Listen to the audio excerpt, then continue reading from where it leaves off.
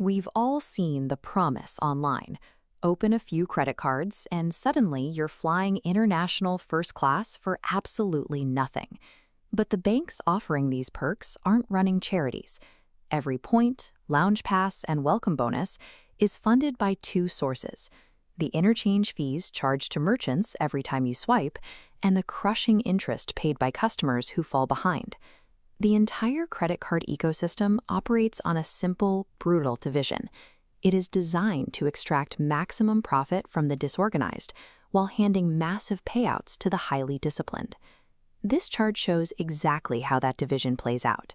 Take two people who both spend exactly $5,000 on living expenses this year. The person using a debit card gets exactly $0 back. The person routing that same spend through an optimized credit strategy earns an $800 welcome bonus plus another $200 in points. However, if that second person fails to pay off their balance in full, the math inverts. That single lapse triggers a massive interest penalty, mathematically erasing every single reward they earned and putting them deep in the red. That leaves us with a critical decision. How do we extract the thousands of dollars available in the upper tiers of this system without triggering the institutional penalties designed to trap us? You don't do it by trying to game the system with manufactured spending or buying heaps of gift cards. Banks have algorithms to catch that. You do it by following a calculated, strict roadmap that unfolds over 2 to 3 years. To reach the top tiers, you have to be willing to trade your own administrative time, maintain rigid budgeting discipline, and navigate a maze of complex application rules set by the issuers. Credit cards do not offer free money. They act as a high-leverage financial tool.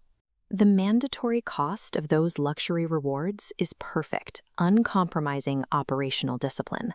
The absolute non-negotiable rule of entering this space is that a credit limit is not a loan. You must treat it precisely like existing cash inside your checking account, with automatic, full balance payments enabled from day one. And this requires constant, rigorous budget tracking. If having a higher limit causes you to inflate your lifestyle for even a single month, the interest you pay will instantly wipe out years of cashback gains. This flowchart maps the optimal path upward. You start at the base, securing no annual fee cards to build payment history. As you move up, issuers deploy algorithmic roadblocks to prevent harvesting welcome bonuses. The most restrictive barrier is Chase's 524 rule. The math on this rule is strict. If you open 5 credit cards from any bank within a rolling 24-month period, Chase will automatically decline all of your future applications, regardless of how high your credit score is. This forces a strategic choice early on. You have to actively delay gratification and reject tempting introductory offers, specifically to preserve your limited application slots for Chase's highly coveted travel cards. Navigating these rules requires tight pacing. You need to wait a minimum of 1 to 2 months between every single application to ensure you aren't flagged by the bank's internal algorithms as a risk. Moving out of the beginner stages has very little to do with how much money you spend. Success entirely depends on your extreme patience and your ability to execute a long-term strategic sequence. Once your foundation is set, you make the leap to the mid-tier. This is where you graduate from free products and begin paying upfront annual fees, typically ranging from $95 to $250. This data matrix shows what that fee buys you: massive welcome bonuses, higher point multipliers, and recurring monthly lifestyle credits. But calculate your break-even point. If you don't organically use those credits, the math flips, and you're actively losing money just to hold the card. This creates a psychological trap. Cardholders experience break-even anxiety, where they start buying things they wouldn't normally purchase, like an expensive meal delivery, just to convince themselves the annual fee was worth it.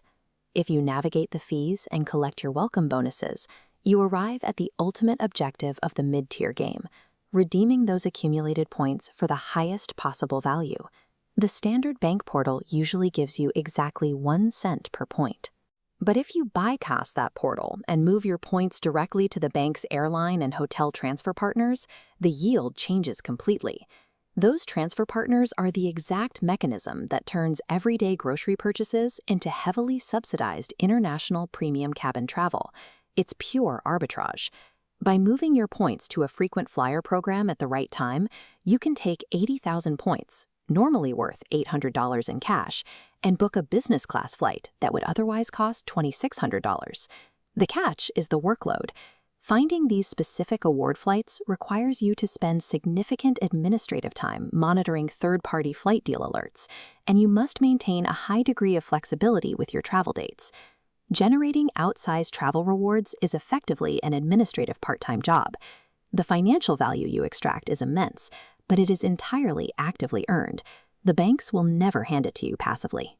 At the very top sit the elite metal cards, but mathematically they offer diminishing returns and function primarily as expensive status symbols. This quadrant chart breaks down exactly where you should stop climbing. By measuring the administrative effort you'll put in against the reward value you want, we map out your ideal strategy. The first profile is the time-poor pragmatist, sitting squarely in the low-effort, medium reward zone. If you value your time over maximizing points, you should avoid annual fees entirely. Park your wallet permanently at Tier 2, collect your guaranteed 3 to 5% cash back, and never worry about break-even math or transfer portals. The second profile is the strategic optimizer, located in the high-effort, high-reward quadrant. If you enjoy the process, follow the strict 524 application sequence directly into the mid and premium tiers. You will pay upfront fees, but by treating flight booking and point transfers as a highly profitable hobby, you will consistently come out ahead. But there is a clear group who should avoid this game completely. If you view a newly approved $5,000 credit limit as actual purchasing power, rather than a strict routing mechanism for cash you already have in the bank, do not play. The credit card ecosystem is highly profitable, but it requires cold calculation.